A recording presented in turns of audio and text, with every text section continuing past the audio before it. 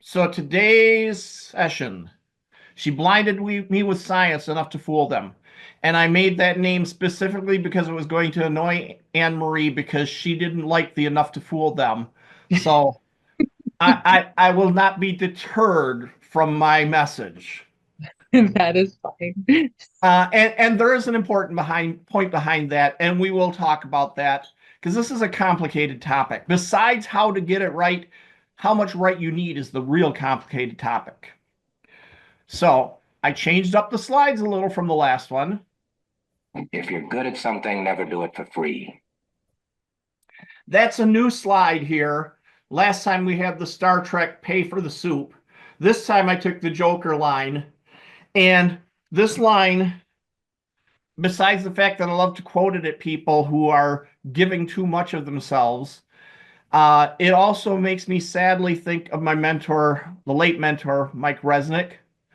He gave us very close to this advice when I was a Writers of the Future winner, and he was one of the judges talking to us about how you're not doing this stuff for fun. You're not doing it to help people. You're doing it as a business. You need to get paid. So you shouldn't be giving stuff away. Says the guy who gave away so many hours of his time, so much help to young writers.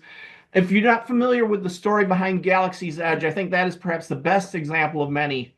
When Shahid Mahood at Arc Manor, yeah, and he has had a couple of names. This Arc Manor is the name they're operating under today.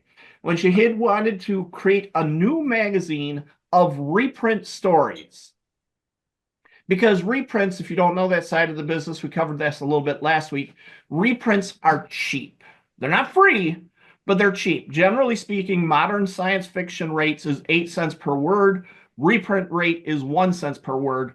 So he came to Mike and said, okay, I want to do a reprint magazine of all classic great stories, and I will pay you a full editorial salary because you know everybody in the field. So you can get some really great reprints and you can do this. And Mike said, no, you're going to pay me half of that. And Shahid's like, what? You're cutting your pay? You're going to pay me half of that, so I have the budget to buy new stories from new writers.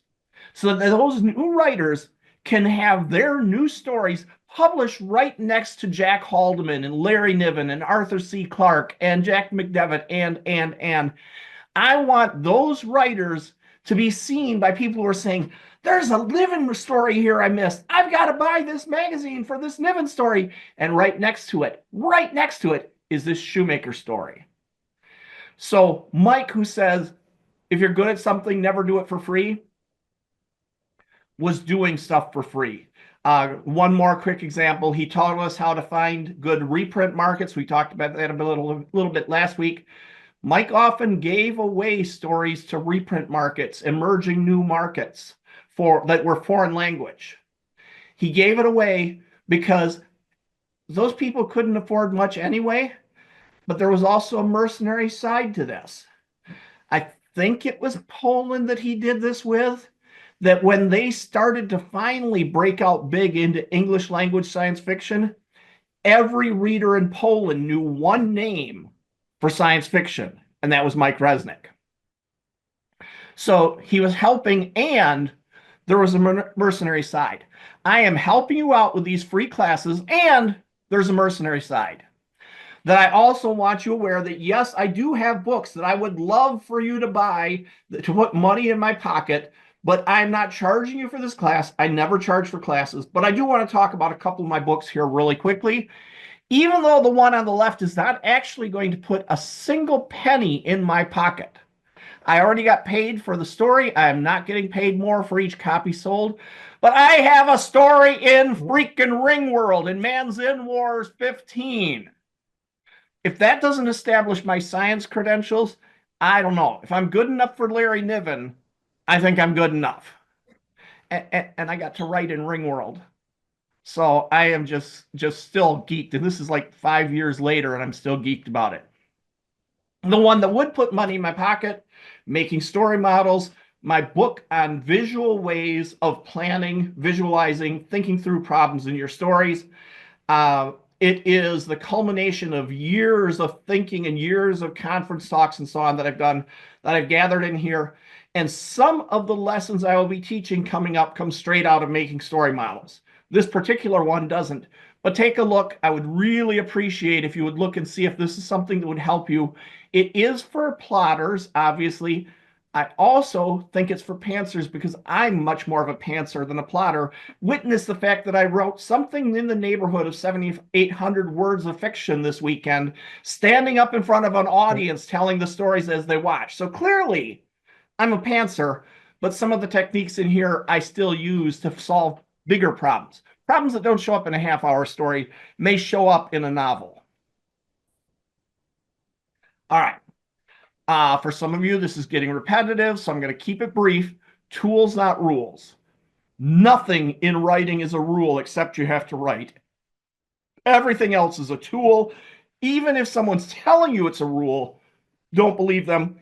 Even if I tell you it's a rule, that's perhaps because I'm trying to emphasize a point, or because sometimes you teach it like a rule so they can master it, is still just a tool. So, all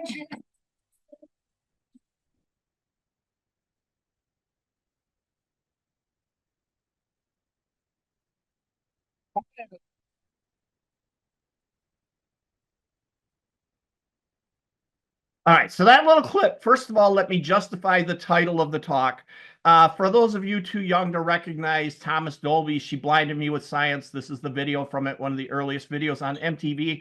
If you're too young to know that MTV actually used to play 99% of its content was music videos, I'm sorry, I know I'm not your grandfather, but I probably technically qualify as the right age for your grandfather. Martin, we didn't see your screen share, just so you know. You did not see my... You are not seeing my screen share because I'm adult.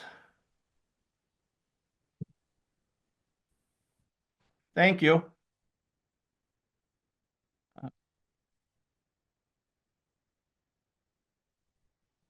And I guess I have no choice but to play it again.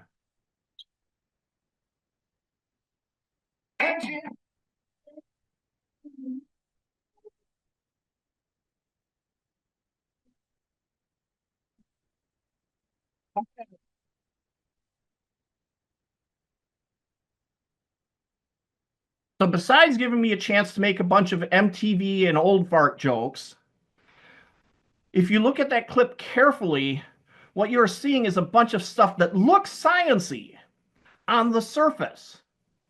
And underneath it's complete garbage, completely meaningless. Pay close attention.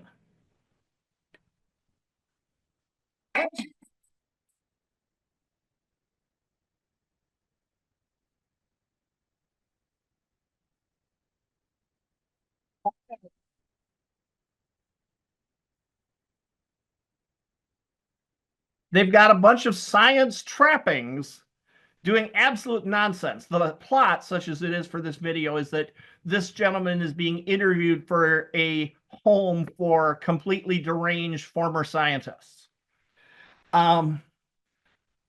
Keep this in mind, that they're doing science-y things. Now, on the other hand, if you're sitting here saying, it's science fiction, duh, I don't need the science to be any good, then you're in the wrong class. And that doesn't mean that you're wrong. I'm going to talk about that. But there are people who want their science more accurate. And there are 3 people in the waiting room. Let me go admit our people. There is Bex. There is Jenna. There is JT again. And there is Dawn Ray.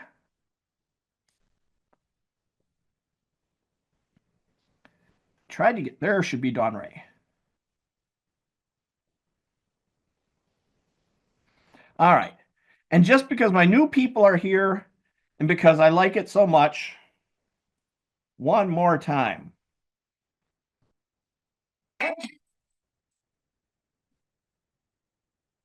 Come on.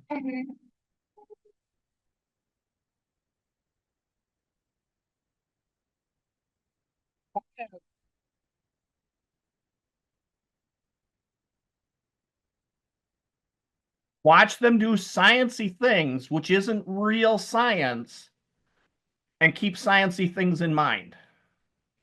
But again, if you think that anything can happen in science fiction, and so you don't need this class, first of all, you are entitled to do whatever you take. It's a free class. If it doesn't help you, it doesn't help you. But if you're in this class at least wants you to think about the science. The number of times I have people tell me it's science fiction, duh, and I just want to slap them. All right, let me give you one that has bugged me for most of my life, not even my adult life, my teenage life. In Star Trek, we know that they have warp drive, which is faster than light. And then they have sublight, which is slower than light. And this is a dramatic thing for the plot that when the warp drive fails, they now have to go very slowly to the next star. Yeah, very slowly. The next star, if they are going 1% less than the speed of light, the next star is 4 years away. The plot never has them go 4 years between places at sublight. They have it go days. And someone was like, well, it doesn't matter. It's science fiction, duh. It's like, it matters. And if you want to tell me it doesn't matter, it's speed of plot. That was, I think, Firefly came up with that term. It's the speed of plot. Having the Enterprise go between planets in days at sublight is the equivalent of a guy is trying to get from his home in Chicago to Los Angeles. He misses his plane, so he gets on his bicycle and he bicycles to Los Angeles overnight. And you know that's ludicrous in a contemporary story. Nobody's going to believe it. But let Star Trek have stars be days apart at sublight speed, and everybody buys it. But I don't. So if you just say it's speed of plot, you're welcome to tell those stories. But I'm not going to. On the other hand, okay, there is a market for getting it right. There absolutely is. Let me give you my introduction to The Martian for those of you who haven't seen it or have seen it for that matter. The Martian, the book, was written for me. He sat down and wrote it for me. He didn't know he was doing it, but he wrote it to me and you get to read it too. And they made the movie for me. Absolutely, that was my movie that everybody else gets to watch too. That's how much I love The Martian. The Kindle version, if you're not familiar with the story, he sat down and was publishing this all on his blog. And somebody said, but it's so hard to read in blog format. Can't you just put it up on Kindle? And he said, I don't know why, but I guess I will. And he learned how to put it up on Kindle. And they wouldn't let him make it free because Kindle doesn't do that unless you know a few tricks. And so he said, okay, I'll make it 99 cents. And bam, it immediately in 3 months sells 35,000 copies, which at a 99-cent rate means he made about $10,000. And it became the #1 science fiction pub title on Amazon. And everybody is taking notice. And Podium Publishing wanted the audio. Crown wanted the print. Crown wanted the print rights and the ebook rights. And he said, no, I've just made $10,000 in 3 months with the ebook. I can make all the money I want with the ebook. You can't have that. And they said, then we don't want the print book. And he told his agent, tell him, I don't want the print book then. And the agent said, then we don't want the print book. And they came back and said, what, huh, what, huh? We're offering you a deal. Yeah, you're offering us to lose money on the ebooks because you're going to take 70% or more of the money. They broke their standard policy and only got the print rights, which were sold for $100,000, immediately became New York Times hardcover bestseller 7 weeks, was on the trade paperback bestseller list 76 weeks. It was #1 for 19 of those weeks. So there's a market for the sort of hard science that I really, really love. For getting it right, or did he get it right? I love The Martian, so it breaks my heart to tell you how many ways he got it wrong, starting with the storm that kicked everything off. That is a physical impossibility on Mars. The density of Mars's atmosphere is 1/1000th the density of Earth's. Yes, those storms move fast, and it's like being hit with a really, really, really fast cloud of lightly dispersed talcum powder. Dawn Ray, come back here, Dawn Ray. She just asked to be admitted into the waiting room again. That storm does not work. Andy Ware is tired of hearing how that storm doesn't work. I know this because through great luck on my part, his agent is also my agent. And so I've heard this, that he's tired of hearing about it. It was a necessary thing for the plot, but it doesn't work. They also get the gravity wrong. Now, this is not wrong. There's parts of it that's great. When you've got the centrifugal gravity up in the ship, that is wonderful. You've got the people moving around in space, it's wonderful. On the ground, it is just really expensive to film things falling around Matt Damon as he sets down things, or things fall off a desk or anything else. It's really expensive to make gravity be consistent in every shot. They got it right in the effects shots, but some of the day-to-day normal stuff got it wrong. The dust. Dust is going to behave differently on Martian atmosphere when you see dust travel outside, because again, 1,000th of the gravity, or 1,000th of the atmospheric pressure, essentially dust is not going to billow and cloud, it's going to fly in straight lines. Sound. With the atmosphere that thin, sounds do not travel. Low rumbling sounds can travel through the ground, but essentially you're not going to have sound traveling through the atmosphere to any degree you can pick up. And the last one, and I take credit for this one. It also took me 4 years before I thought of it, but I've never heard anyone else point this out, how the entire mission, the way it played out, is completely wrong from a NASA or an International Space point of view. Because they plan missions in terms of fallback. If this happens, we fall back. If this happens, we fall back. If this happens, we fall back. And they also plan in terms of orbiting departure windows. And to get back from Mars to Earth, there is a specific time they have to leave. And if the mission was planned that they were going to be there on Mars for 90 days, I think it was 90 days, then if they have to leave because of this imaginary storm, they're going to sit up there on that ship for 90 days before they finally leave. And they're going to do backup experiments, observations, satellite reports, everything they possibly can to make up for the fact that they're not on the surface. They cannot, with any realistic orbital mechanics, leave immediately like they did in the movie if they ever want to get home alive. They have to hang up there until the time they originally planned to leave, or they do not have the fuel to get home. I don't know why nobody but me seems to have noticed this, but it's basic orbital mechanics, basic transfer orbits.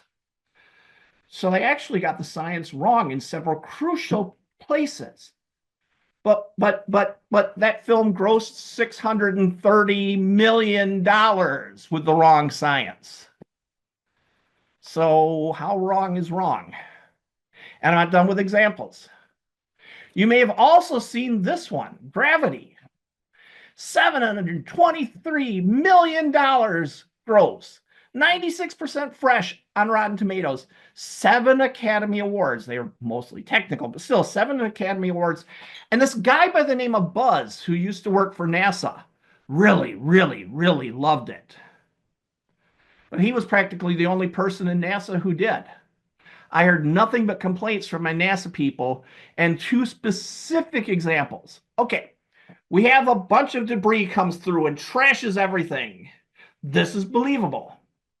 And then every 90 minutes, that same cloud of debris is going to swing by again and again and again. No. The orbits can't work that way. If you intercept me once and it takes me 90 minutes to come around, you're going to be gone on your path. They are following different paths. You will not have that predictable 90-minute cycle in any way, shape, or form. And when Sandra Bullock decided she needed to get to the Chinese space station, she essentially pointed her nose and went. Orbits don't work that way. Orbital mechanics does not work that way. That is a guaranteed way to run out of fuel and die without ever getting where you're going. You have to plot out a really complicated arc so that you end up where it's going to be, not where it is when you set out. and they made $723 million gross and 7 Academy Awards and 96% fresh. So wrong, and they made a whole lot of people, including me, really happy. Okay, let's look at another example. Anybody seen Europa Report? I have. It is slow. It is very slow. It will put you to sleep if you've been at a Renaissance festival all weekend long. You will not keep your eyes open. But space.com, thrilling and realistic. And Gizmodo, hands down the most painstakingly accurate space movie we've seen in ages, and it grossed 126,000, not million, thousand. So being realistic didn't sell tickets. Does anybody really care? Okay. If you're a 10-year-old, you can be forgiven, because I was a 10-year-old once, for believing that Star Trek is doing anything close to realistic science. It is so far from realistic because it's got the right science-y bits, but no real science. And as of when I wrote this slide deck, which was probably 4 or 5 years ago, it had grossed 10.9 billion with a B. So getting it right isn't everything. I say this because if you're tuning in for this talk, you must have at least some interest in getting it right. And I do too. But recognize you are chasing the approval of a tiny sliver of the market. If you've read any posts from Michael Rothman, he is an indie writer with really high levels of success, which has got him into certain privileged programs at Amazon where he gets marketing information that you and I are not allowed to have. And he has occasionally talked about them to a degree that it's okay. I can't show you links for this, but I can talk about the numbers.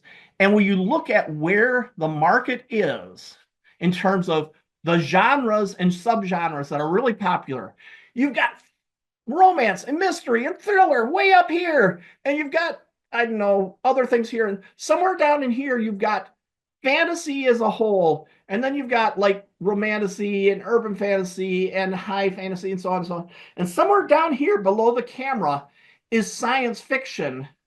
And somewhere well down below that is hard science fiction. Am I going to stop writing hard science fiction because it's a small market? No, because the first thing I believe is you have to write what speaks to you. But I also know that when I'm doing that, I am appealing to this tiny little niche of the overall market. I'm doing it because those are stories that matter to me, not because I believe that I'm going to get the Martian success. Why can't I have the Martian success? All right. So you have to think about, are you writing for real or for readers? And I'm going to talk a little bit. I don't actually think I ever promised no math, but I'm going to give you just a little bit of math. For those of you familiar with the bell curve, and not everything in life follows the bell curve, but we're going to pretend, for the sake of this argument, that reader knowledge and reader interest in the science follows the bell curve. If you're not familiar with the bell curve, it's things to the left, where the high peak is, this is a lot of people caring, and as it goes down and down on the right, that's the people caring. The left side of the curve, those are the people who just don't care. They want explosions. They want car chases. They want action sequences. They want good jokes. They want romance scenes. They want whatever. The left side of the curve really don't care how good the science is. Now, what we have on the right are called standard deviations. If you haven't had the statistics before, it's basically groupings where you see a lot of people in the green, a smaller chunk in the yellow, and a really small chunk in the blue. That small chunk in the blue, which corresponds to less than 5% of the market, is the real experts. You're not going to satisfy them. I could give you this class and I could give you 100 classes. You're not going to satisfy the experts because they don't agree with each other. If you hang out where they discuss their topics, they don't agree with each other. So the chances that you'll make all of them happy are zero. And you will frustrate yourself to no end trying to make them happy. Now over here in the green, the first standard deviation, These are the people who just basically like sciencey bits. They want Star Trek to have sublight and warp speed because those are two different dramatic conditions. And this one is when the dilithium crystals are working, and that one is when they aren't. That's all they really care about is lip service to the science. To me, the yellow, the second standard deviation, those are the people you can make happy because you can get your science right enough so that they, who don't necessarily work in that science, will say, that fits with my understanding. That fits with what I've read. That fits with what I've seen in documentaries and so on. That's what I think of as the sweet spot. Don't try to be perfect up where the Blues are. It is a losing game, and it's a losing game in pursuit of a tiny percentage of all the readers out there. Now, again, if it matters to you, I'm going to give you some places you can look. But I don't even care about that. I always tell the truth in these classes, and if it turns around and ever bites me in the public, I will remember that one of you stabbed me in the back. Okay, not really. I don't care. But I get pretty much praise for my hard science fiction. That my hard science fiction is considered really good. It's analog worthy. I have been up for prizes. I have had the Analog Analytical Laboratory Prize once for my hard science fiction, and I just might be getting one this summer because I'm up for it again. I have been praised for this. My first published story, or second published story in Analog, was praised by how rich and the science was, all based on atmospheric chemistry of Mars. And my sources were Wikipedia and my brother, the chemist.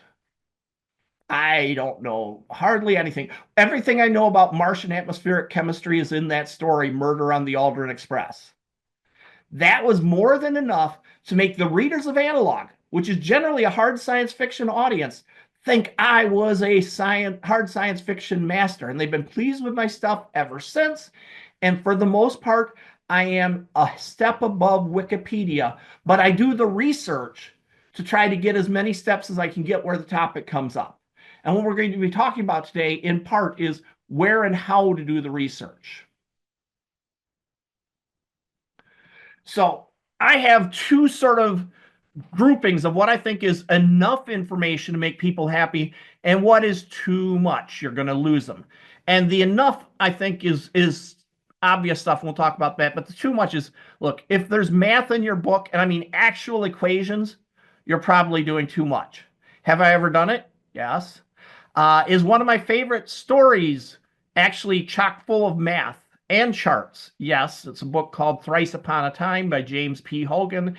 It is a not really time travel story. It's a time communication story where they discover a way to send messages back in time to parallel worlds to warn them about what went wrong in their world. And he has formulae and charts and graphs for it. And as a ninth grade kid, I loved it. I would never try that in my books today. Citations. Now remember, tools, not rules. Any one of these things can be violated. Putting citations in of where the information came, you're burying the reader. Unless, two things. You might stick it in an appendix. I mentioned Micah Rothman. He understands that the math and the science is not going to make his readers keep reading. But he knows he has a few readers who care, and so that goes into an appendix. The other citations that work effectively were past tense. He's passed away. Michael Crichton used to love to write stories in the form of journal reports and so on, and he would have elaborate footnotes and citations and everything for things that never existed, and for some that did. Flowcharts, okay.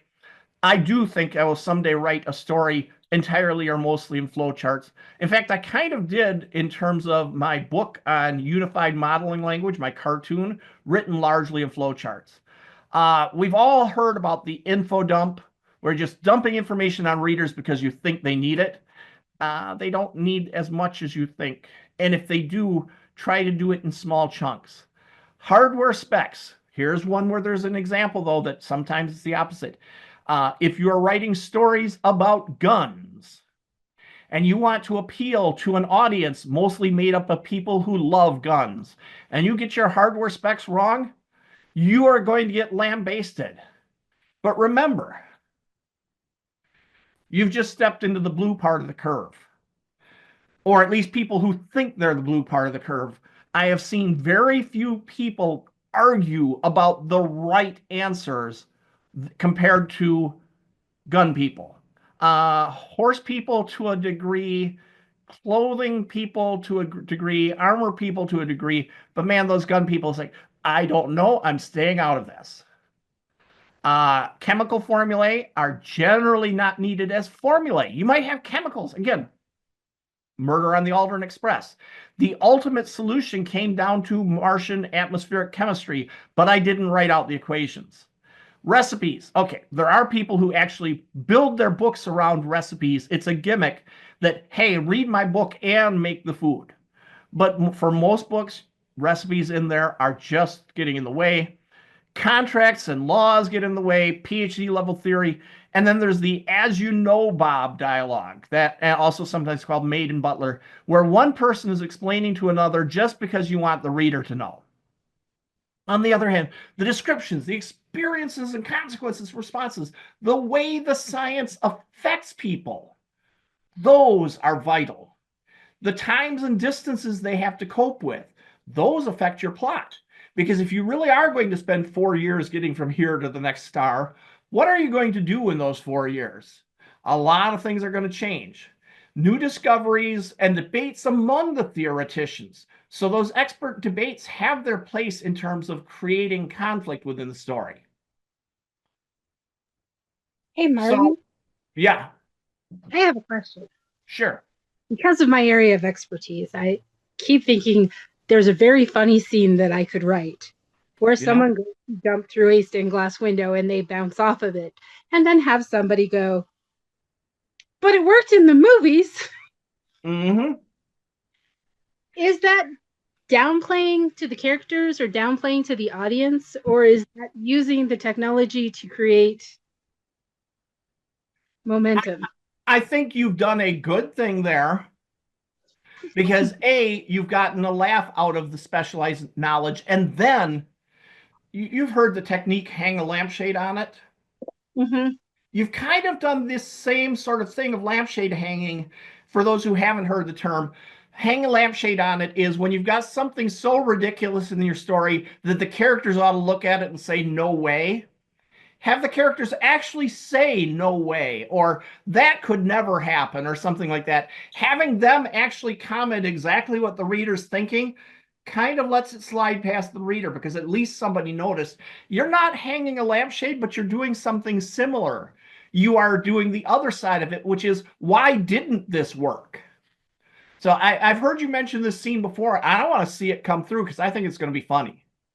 That you are inserting your specialized knowledge to break expectations.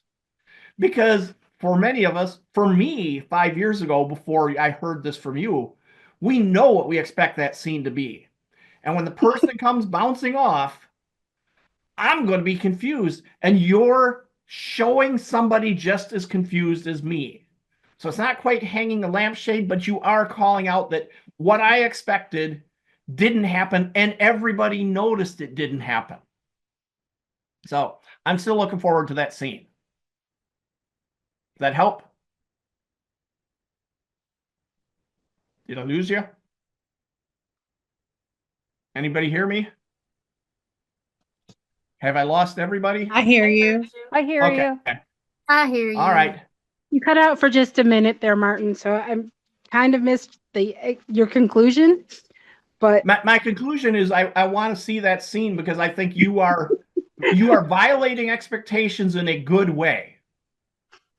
And you're hanging a lampshade sort of on the violation. And sooner or later, you'll get around to maybe somebody explaining it to the confused character. But you don't have to at the moment. yeah, that was going to be my other question is, like, do you have to do it in the moment where you break the expectations? I think the fact that you had a character notice that it didn't happen the way they expected is enough. Okay. And I think the way you had that, it worked in the movies. I think that is hilarious. because you have just said what the reader is thinking. Yeah.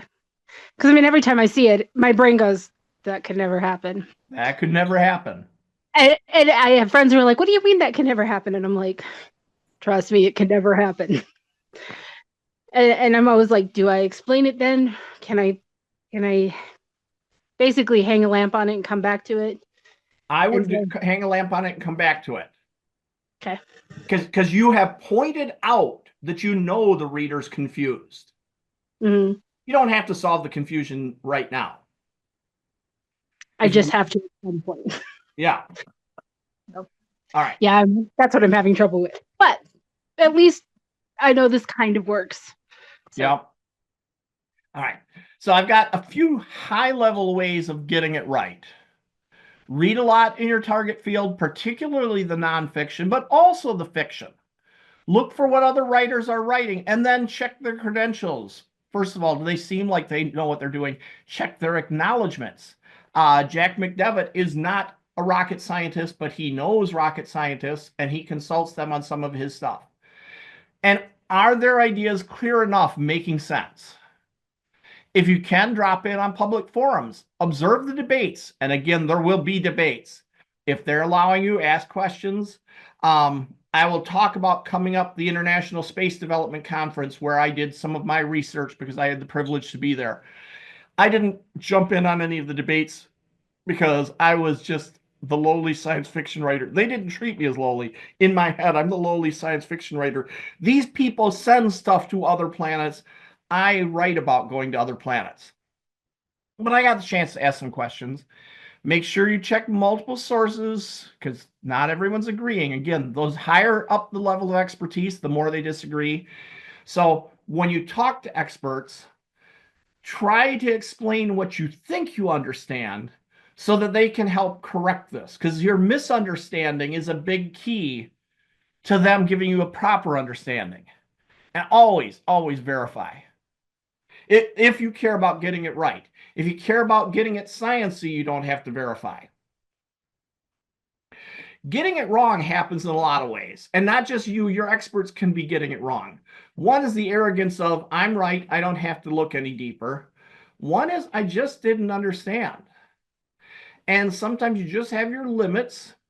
Sometimes it comes from oversimplification, that you know what you're talking about, but as you simplify it down to explain it to the reader, you simplify too far.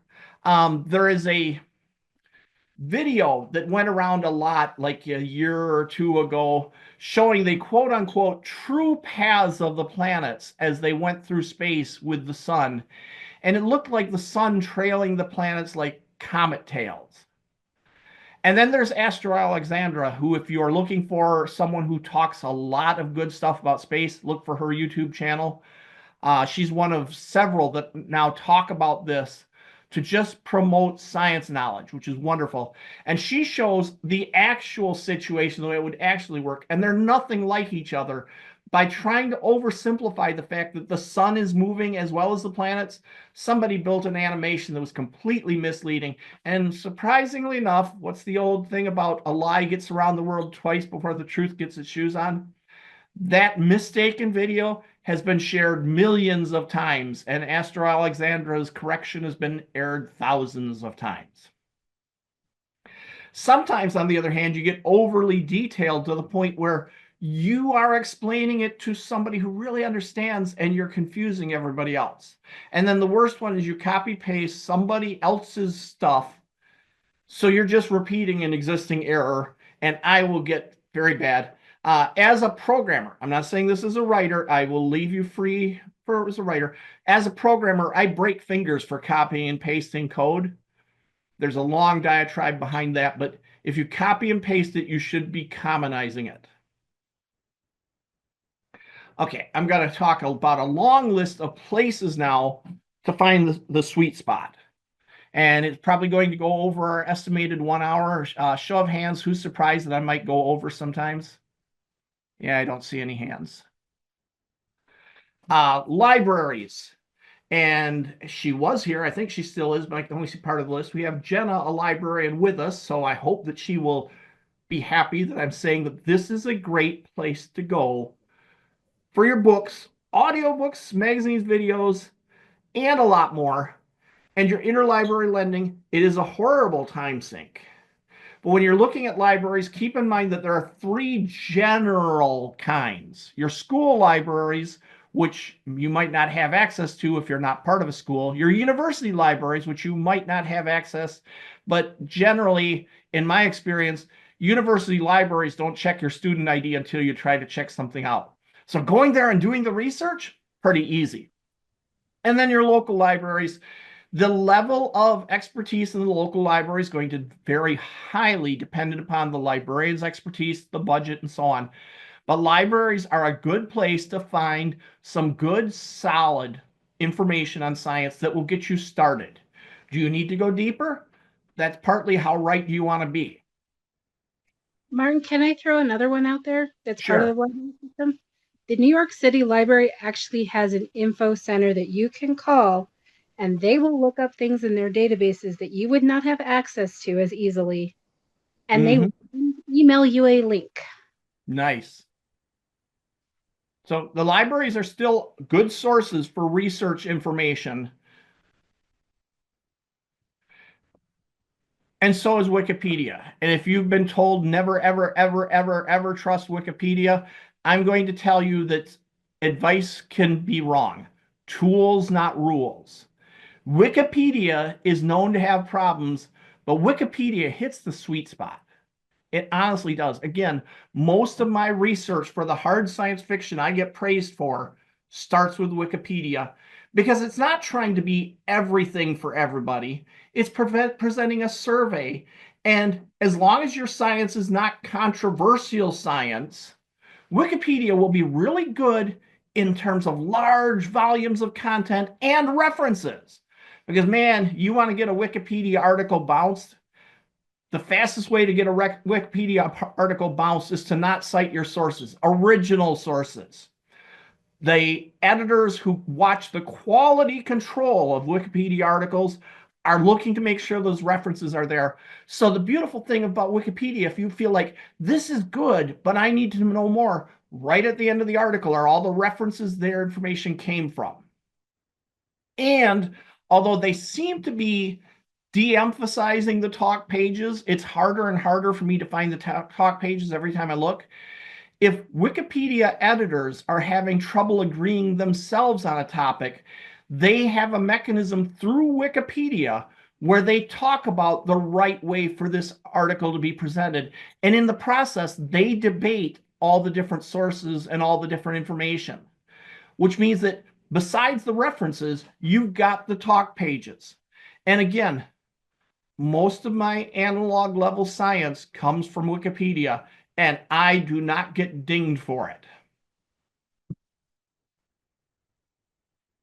Your search engines, obviously, you can search for anything. You need to learn how to do advanced searches, logical and exact searches, lots of search terms.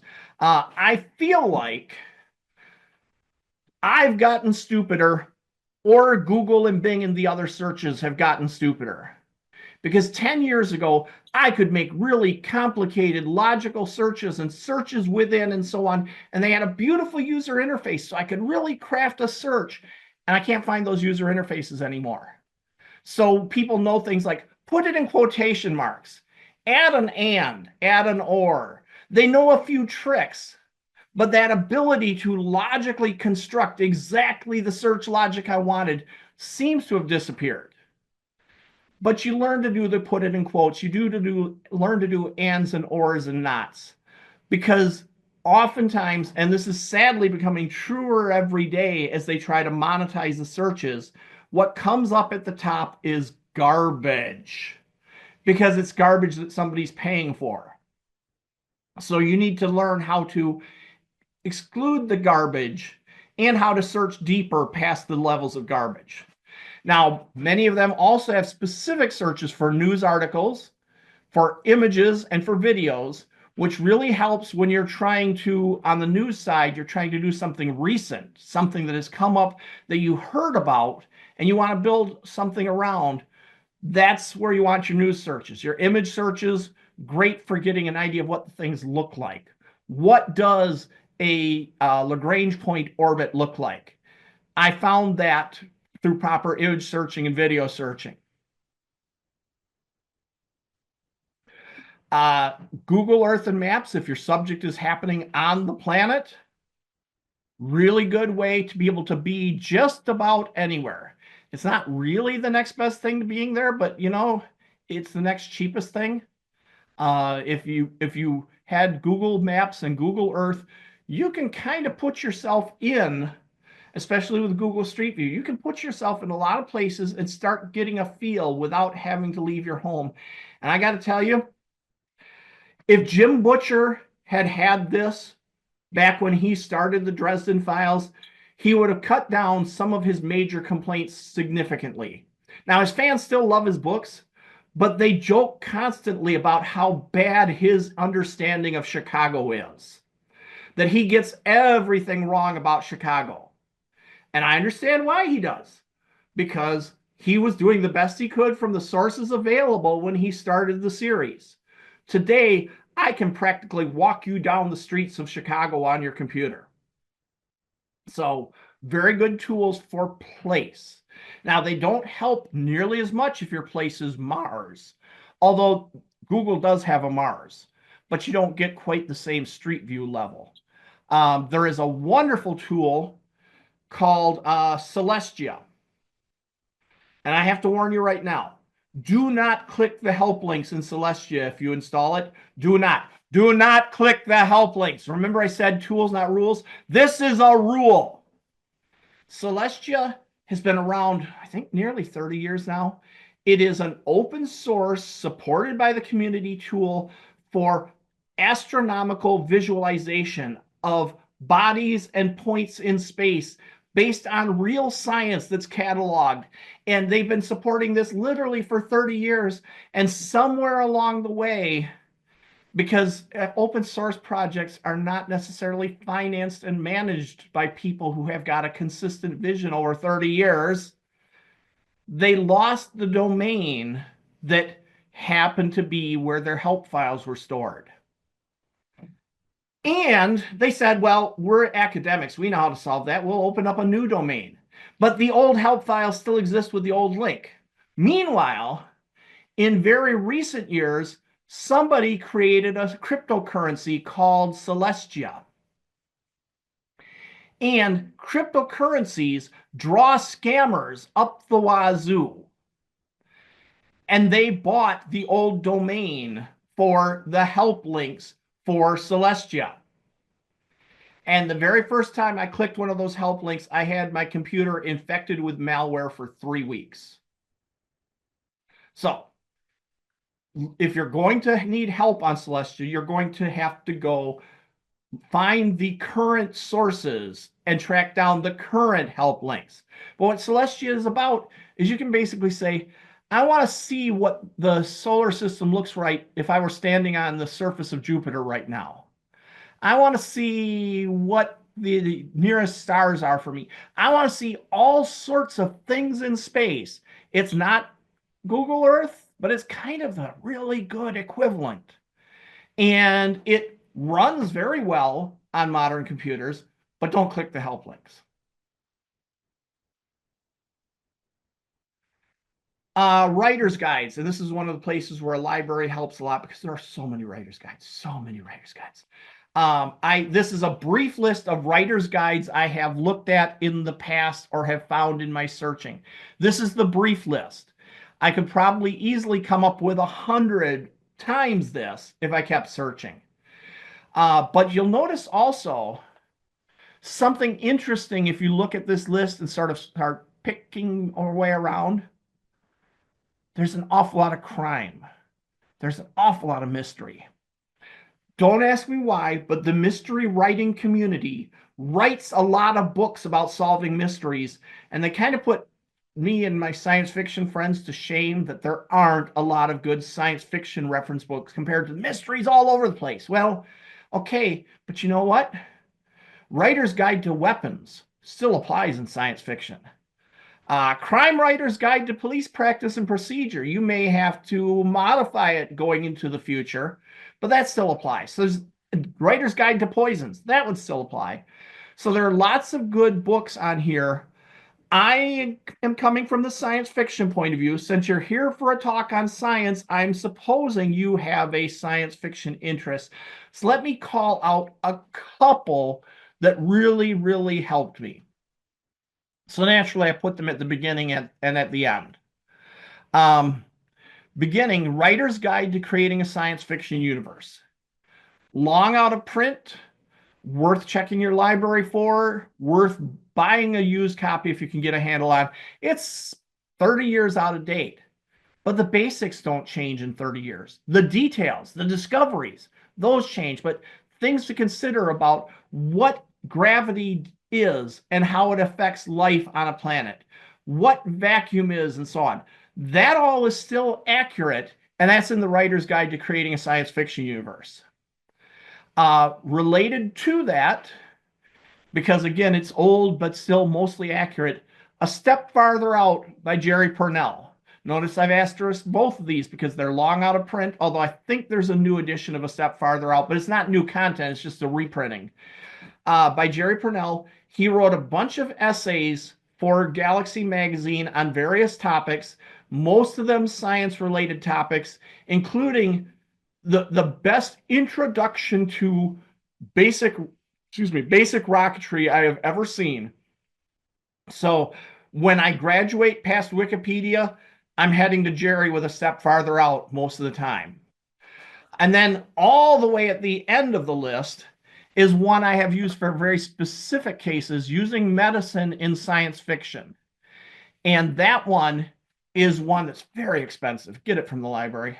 Okay, if you're an obsessive nutcase, you can get the book from the manufacturer, but it's a little audience textbook. So you can be talking about, I believe, $60 to $75 for the original, not a rare reprint. That was the list price.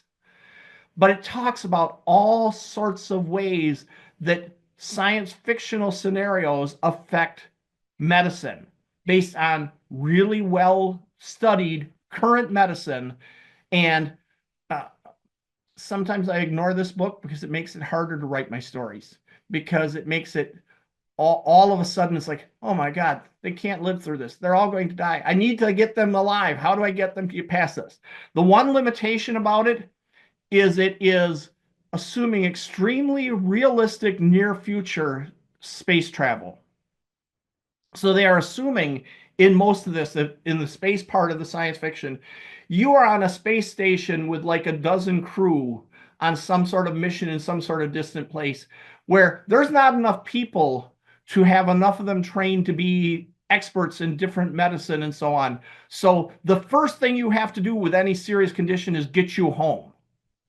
Well, that's not a good story for my purposes most of the time. Anyway, I'm a little farther ahead in the future where those hospitals and those doctors are out there. You may still have to get them to the right place, but it's not get them all the way back to Earth. Just keep searching. There are all sorts of writer's guides you can find through searching and then order through your library. And if your library doesn't have them, they're usually available through an interlibrary loan. And these are written specifically for writers. That's the beauty of them. They are trying to teach you the stuff. It's not, gee, we're talking about chemistry, and if you happen to read it, it's great. It's if you saw the writing chemical formulae, it would be how writers deal with chemistry. Now, this is a suggestion from Marion Dyson, and I think it's brilliant. Middle grade books. Remember, I said you don't want to have the math. You don't want to have the diagrams. You want the concept. You don't want books aimed at people who are trying to do this for a living. You want books for people who are trying to understand what this means. And middle grade is great for this because they are trying to teach the kids concepts to prepare them for things they might want to research more later.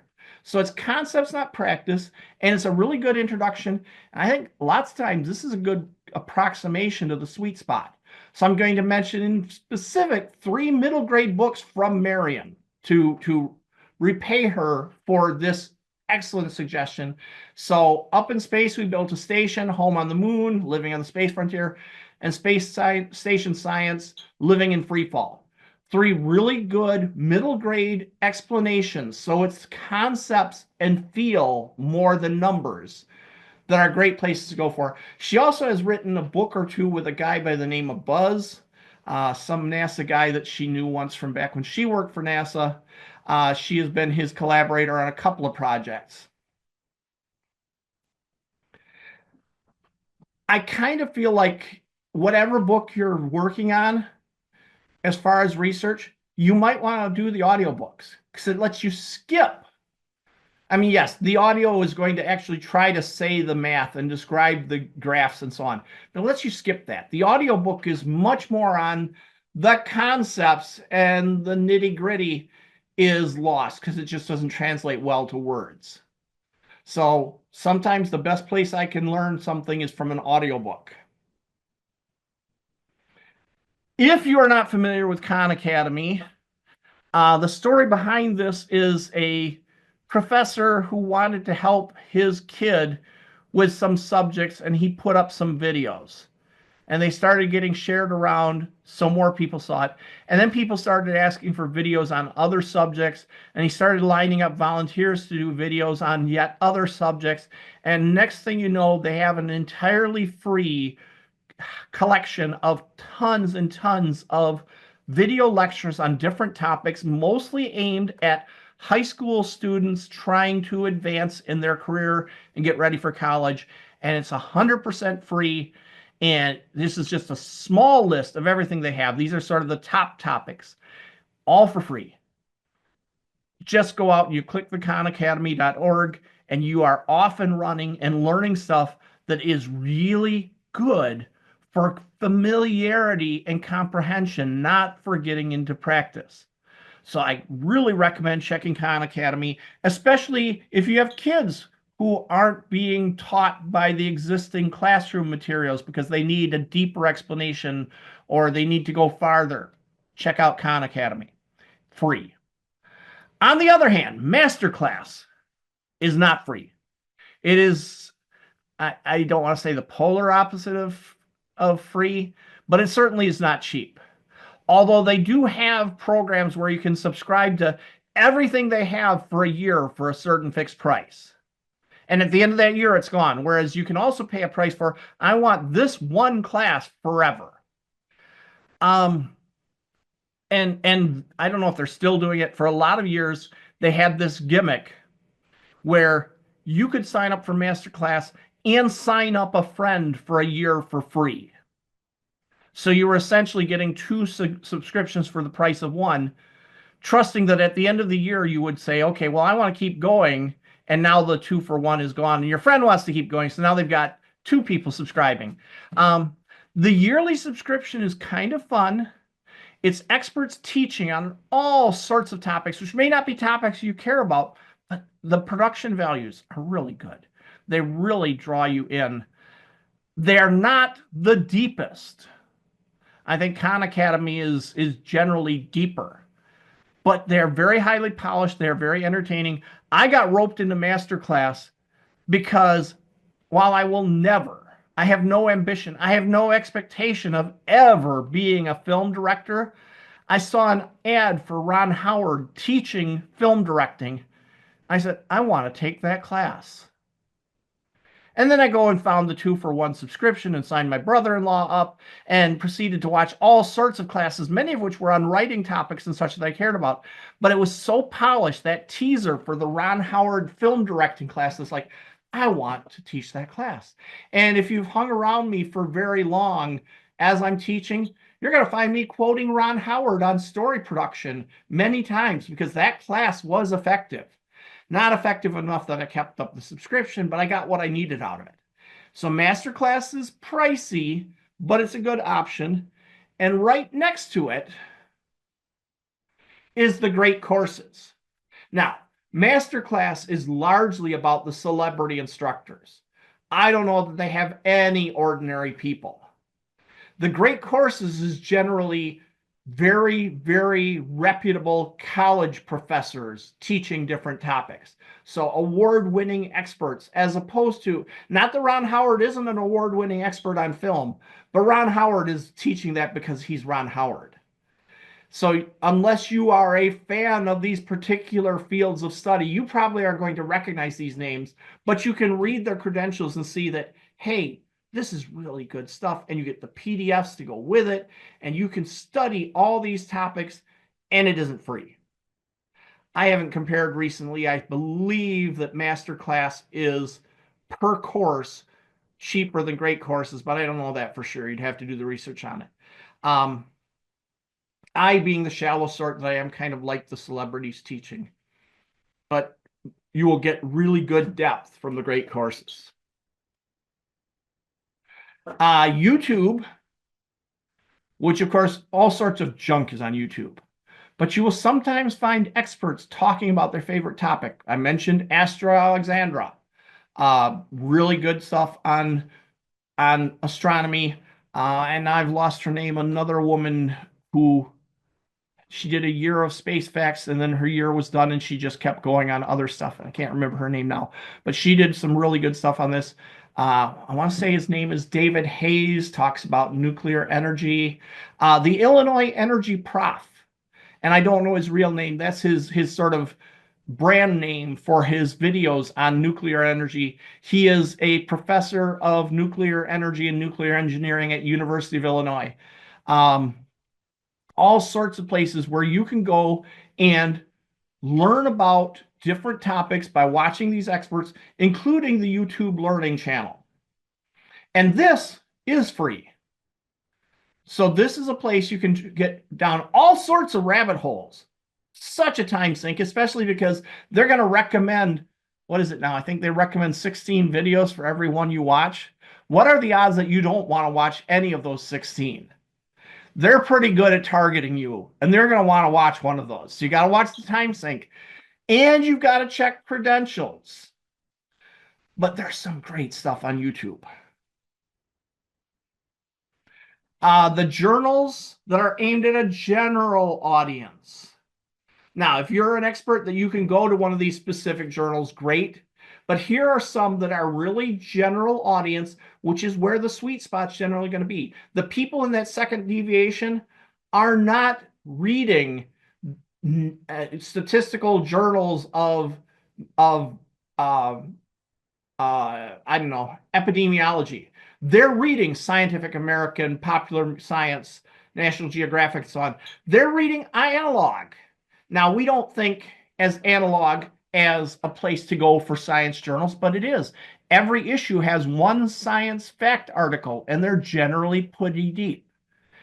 These are the places that you are going to find the sweet spot readers picking up their knowledge. So these are the places of, if you want to convince the sweet spot, you should know what they're reading here. Again, you're going to find these available in most libraries and available through online archives and so on. Okay, now the complicated one. Social media, because there's a lot of chaff for a little bit of wheat. But when you find that wheat, find those blogs being written by experts. How do you know they're experts? Well, now you're going to have to hang around and do some study and comparison. But when you can find those blogs, find those Facebook groups and pages, you've got a place where debate happens. So now you're going to hear more sides of the story. You also have another option in social media. I call them my Facebook research assistants. And if you've hung around on my Facebook page for very long, you'll see me post to my Facebook research assistants. So Facebook research assistants, equine division, a question if I may.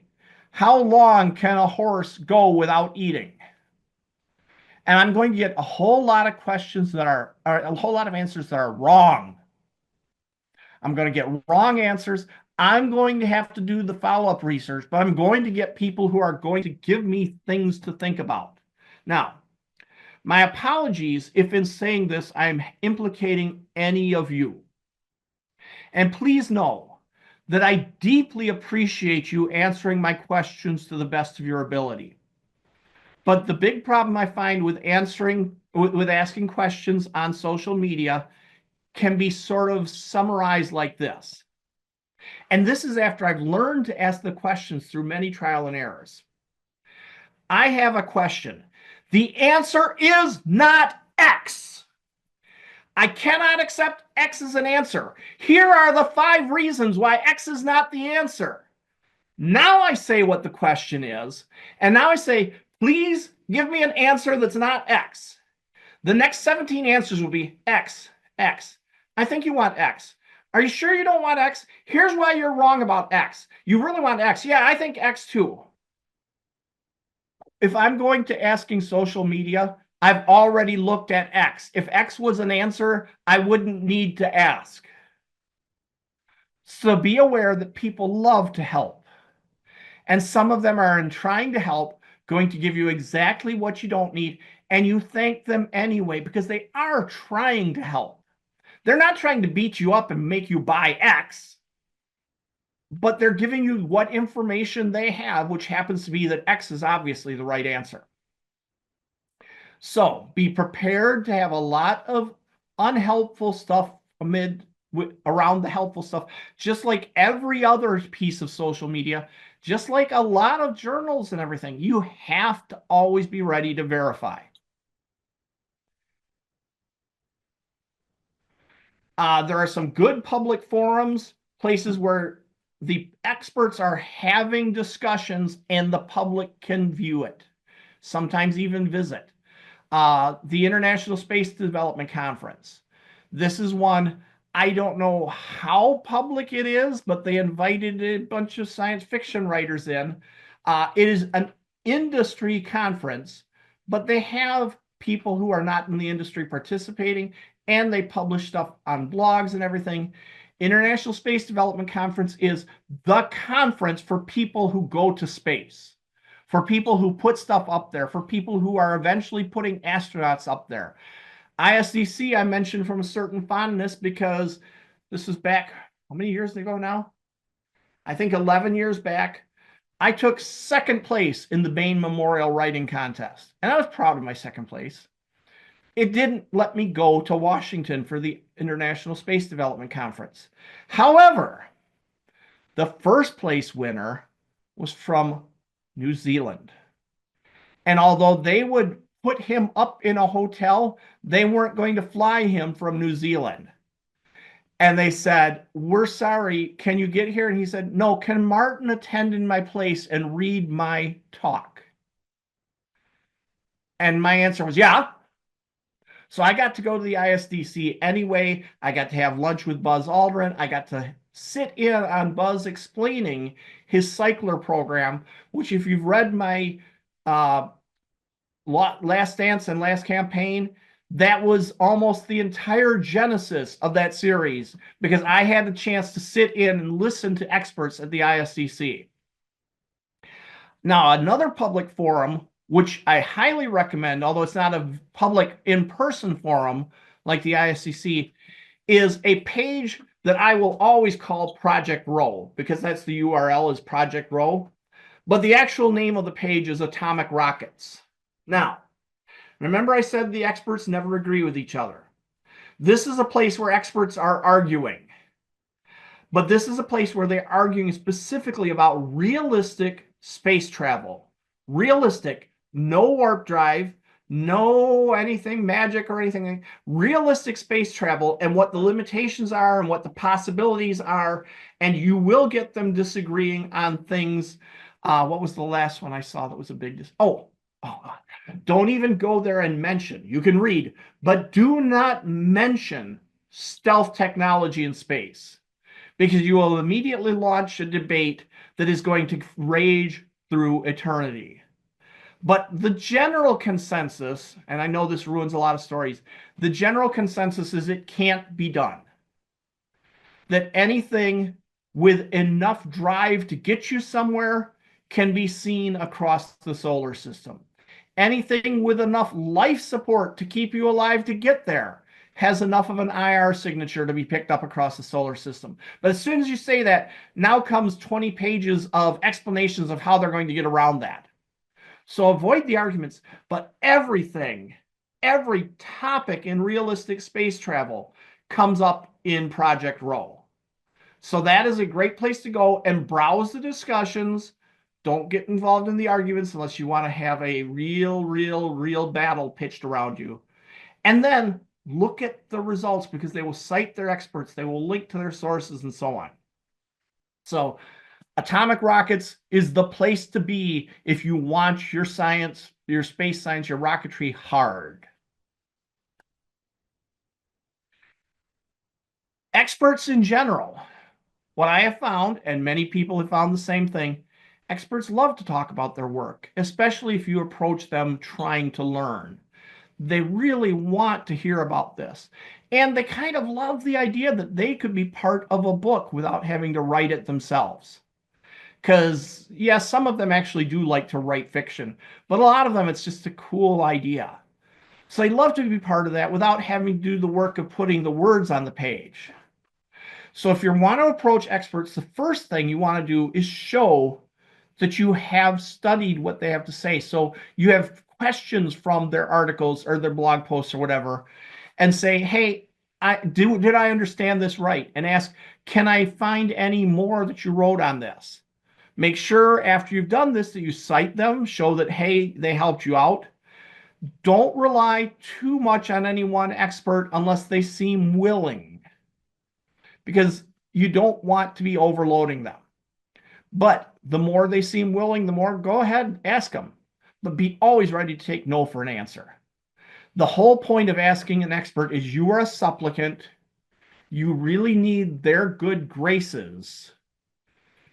And if you come at them politely, you will find many want to help, and some you might even find become friends over time.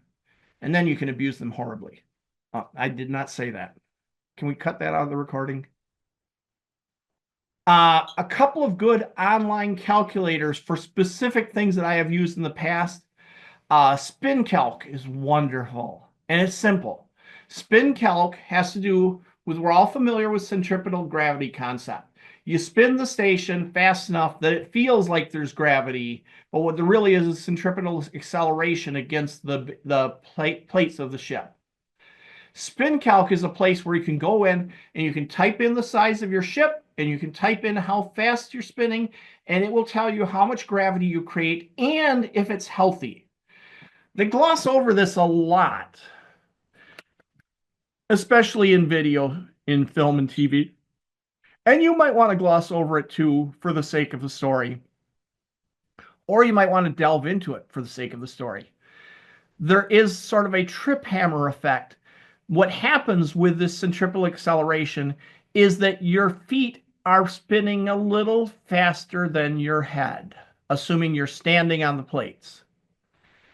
And if you're traveling enough faster than your head, it starts setting up a trip hammer within your circulatory system, little waves back and forth that can burst vessels and cause strokes and other problems.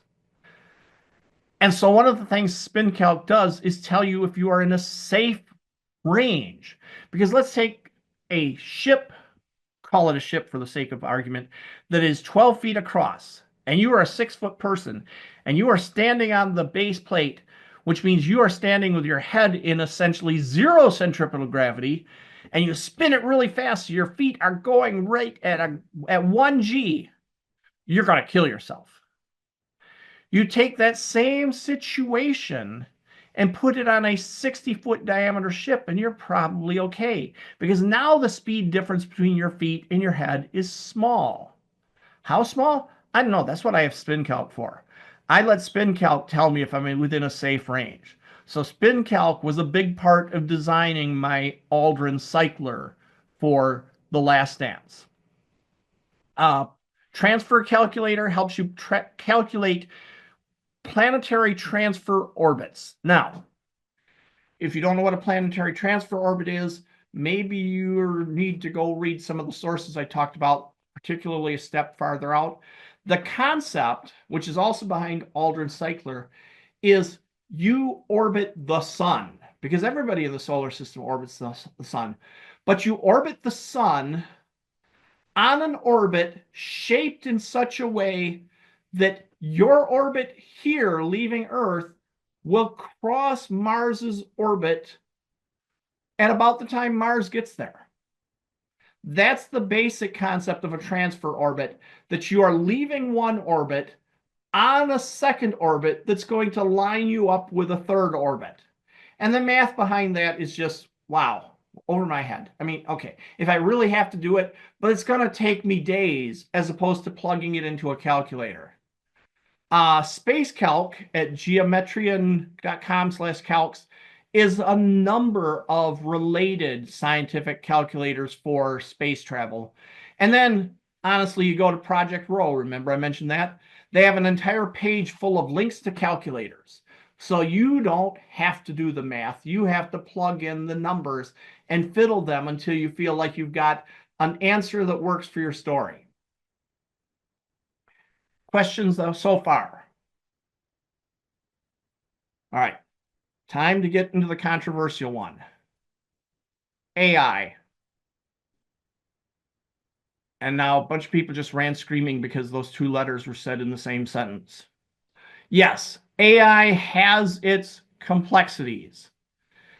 AI also is really good at answering things like these transfer orbits, answering things like, how do I do the energy budget for this sort of thing?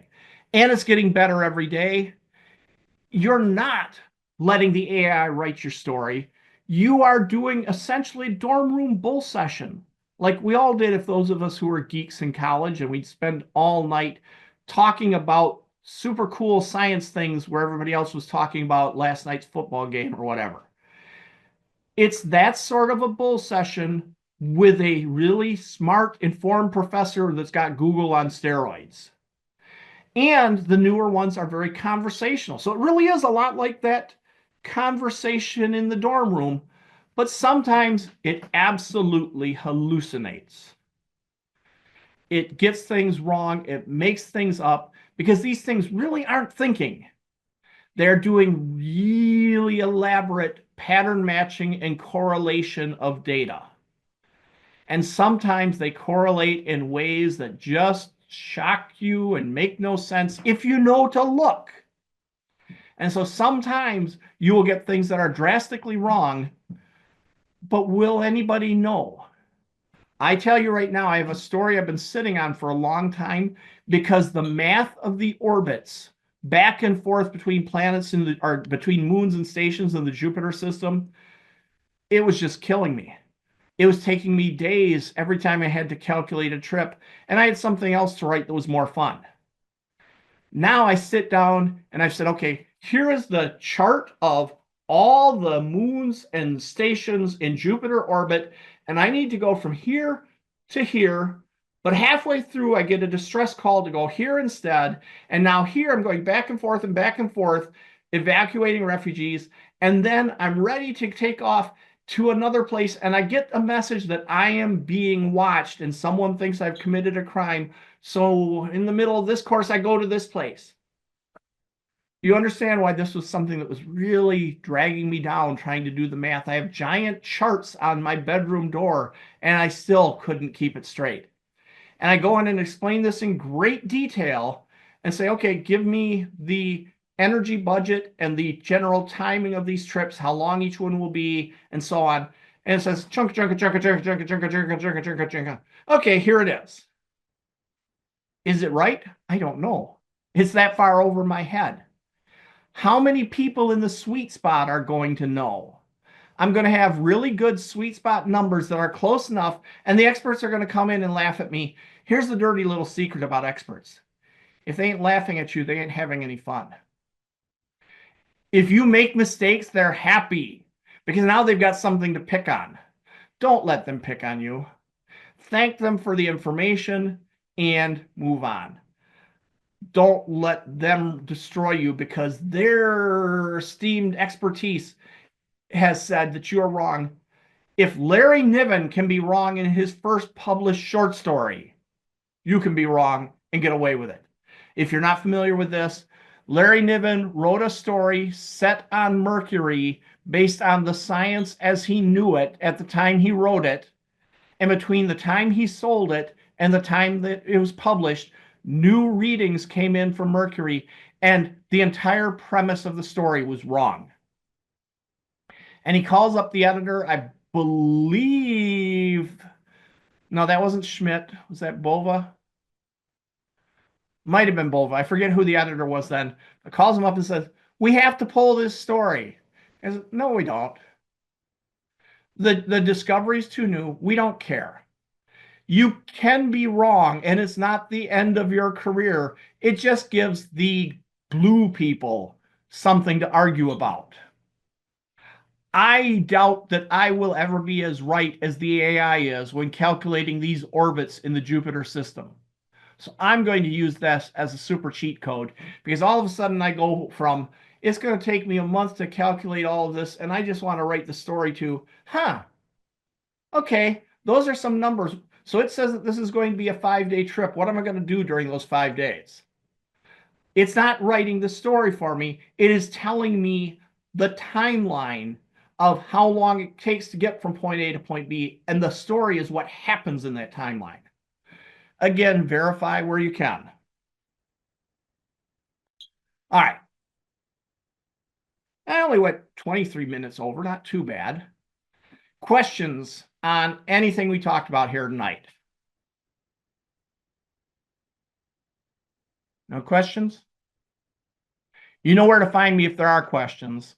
I have put together a schedule all the way through July of what I'm going to be talking on coming up. Our next one is Not on Your Life, why I'm not signing that contract. I am not your lawyer. I am not advising you to sign or not sign a contract. But you are always free to ask, Martin, would you sign this? And if so, why? And if not, why not? But it's all I can answer is what I would do. Sometimes you have reasons for doing different, but I have a particular set of examples of clauses that I think are hideous. And I want to explain to you why I think they're hideous. So if you see them, you can think about them. The next one is a talk I originally gave for Dave Wolverton's Apex Writers Group, The Heart of the Story, Humanity and Empathy in Science Fiction and Other Fiction. Dave told me I'm really good at this, and he wanted me to give a talk on this. And I scratched my head and said, what? I've had many people say Dave was right. I guess I have some thoughts on this, but for me, it's largely subconscious, but I will try to dredge through my subconscious and show it to you. And from there, June 8th, I want to do a tribute. I want to do occasional tributes in these sessions where I don't talk about a topic. I talk about a person who has influenced my writing, talk about their books that have influenced me. And if it weren't Mike Resnick, the other first person I have to give a tribute to would be Dave Wolverton. So June 8th, I will be talking about Dave, what I've learned from him, his books, reasons why I think Dave is still relevant to every writer today. June 5th, 12 things that aren't writer's block and what you can do about them. I've had good success with this one. June 22nd, I'll be talking about dictation, based largely on a book written by Kevin J. Anderson, myself, and Greg Vos in the new edition. June 29th, Ruthless Consistency, how I, as a pantser, build a world in pieces as I go. July 6th is a simple topic, but a useful topic. Talking about how long stories are typically in different genres. So how long is a piece of string? July 13, we'll be talking about the goal game. Anne-Marie mentioned this in I think our first session, that I had talked her through some problems she was working on with the story. The goal game comes out of my Making Story Models book. So if you want to read more than I'm going to cover probably in that session, that's in the book. 20th, How I Met Your Story. We're going to talk about frame stories and other nonlinear narratives, which apparently is something I really love. I didn't know this until I started looking at how many of my favorite stories are frame stories. And the 27th, we're going to talk about the 4 levels of learning, or as I call it, Dwarves in the Woods. Any last questions here? Okay, then can I take off this hat? You can take off the hat, but I do have a question. Sure. Will recordings of these be available? I try to get the recordings done the same night. It pretty much never happens, but they're usually available the next day. Okay, again, I don't lie. I've mentioned that I'm hoping to sell my books through this. I also love having an audience. I love teaching people. So I'm making the recordings available because I love teaching people. And the more people who see them, the more are the odds that I will sell some books. So happily share these. I don't want you sharing the links to the sessions with people because we get Zoom vandals showing up. But if you want to share the videos afterwards, more power to you.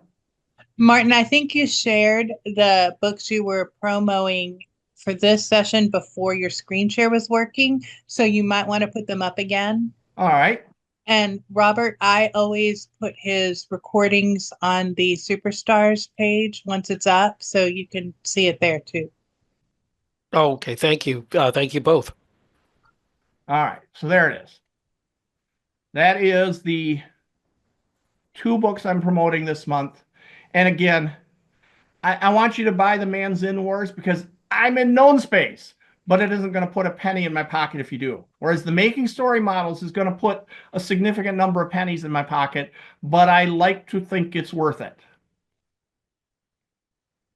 Other questions? Just to thank you. You've given us a lot of information tonight, and I appreciate it.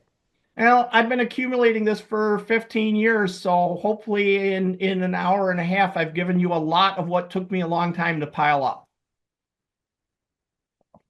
All right. If there are no more questions, I will. Where is it? Where is it? Where is it? Thank you, Martin. Thank you. Appreciate you. And stop the recording. Yes, stop the recording.